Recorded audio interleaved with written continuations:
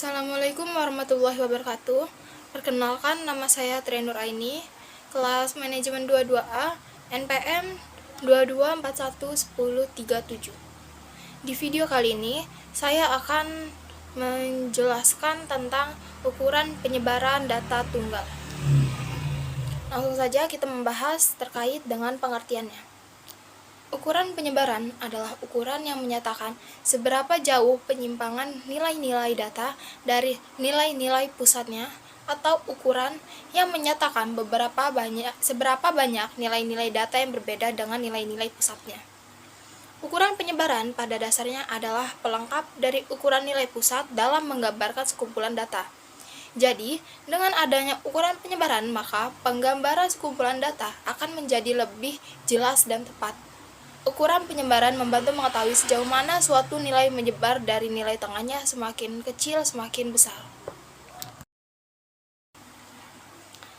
Ukuran penyebaran data tunggal itu ada beberapa. Yang pertama itu ada jangkauan atau range. Jangkauan atau range adalah beda antara angka data terbesar dan angka data terkecil.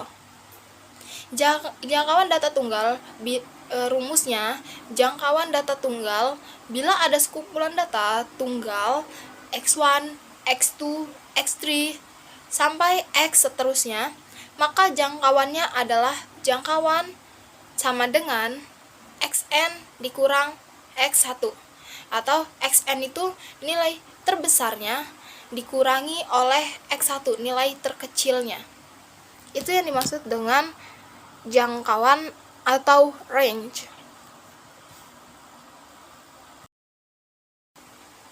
Kita langsung mengambil contohnya.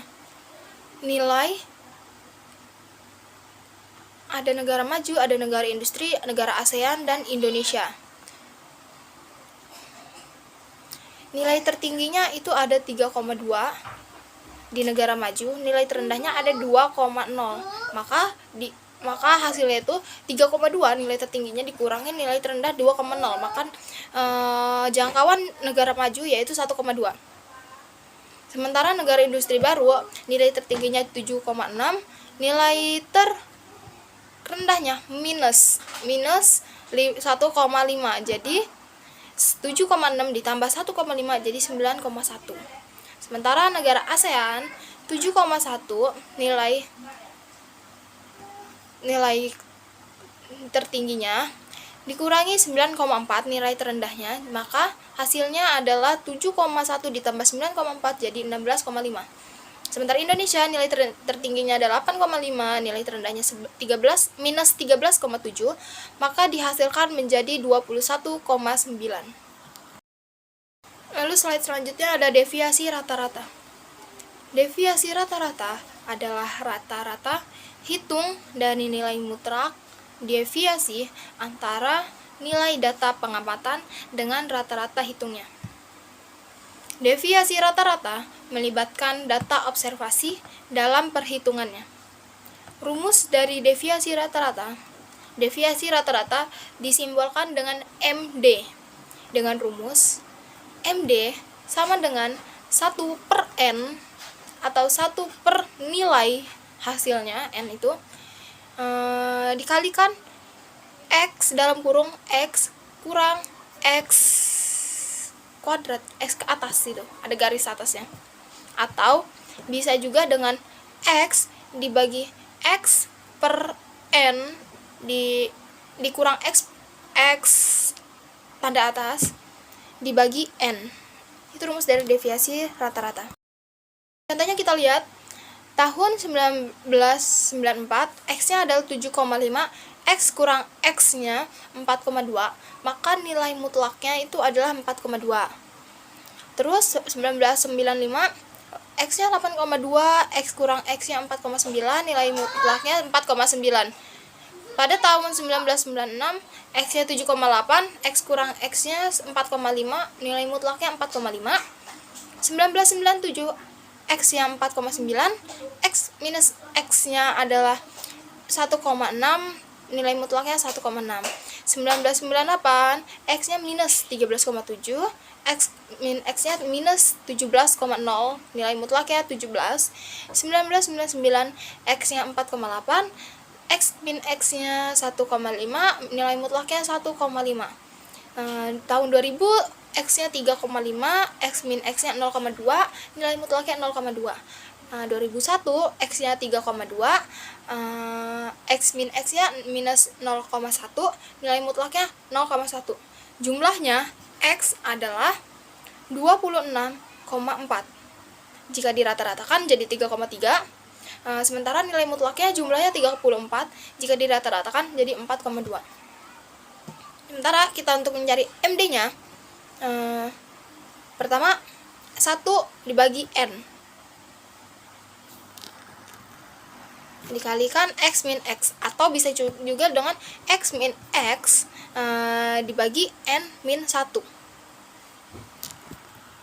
Maka hasilnya X min X itu dihasilkan jadi 34. 8 itu dari hasil tahunnya ada 8 ya. Jadi 34 dibagi 8 hasilnya 4,25. Begitulah rumus deviasi rata-rata. Yang terakhir, slide terakhir adalah varians. Varians adalah rata-rata hitung dari deviasi kuadrat setiap data terhadap rata-rata hitungnya.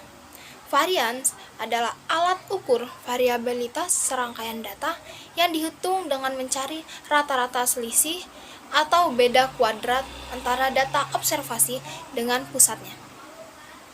Dengan pusat datanya.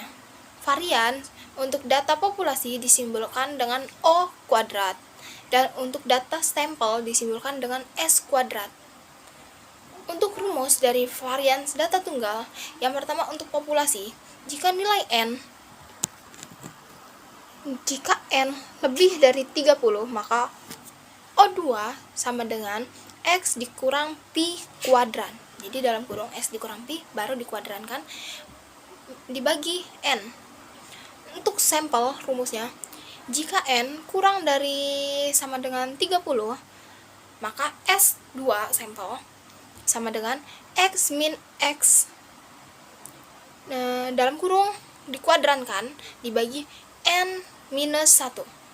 Itulah rumus untuk varians data tunggal untuk populasi dan sampel. Jadi ada dua rumus, populasi dan sampel. Seperti kita ambilkan contoh soal dari varians data tunggal ya. Tahun 1994, X-nya 7,5, X min Pi-nya 4,2, sementara X min Pi kuadran itu 17,64.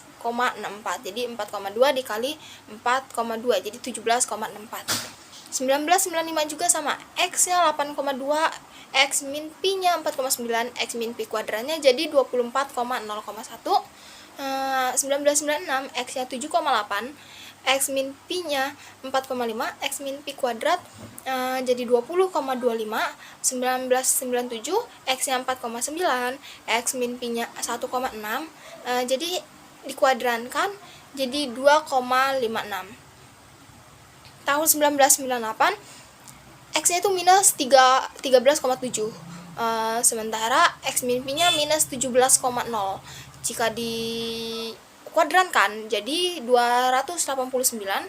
Tahun 1999 itu X-nya 4,8, X min Pi-nya 1,5, X min Pi kuadran 2,25. Tahun 2000 X-nya 3,5, X min Pi-nya 0,2, X min Pi kuadrannya 0,04.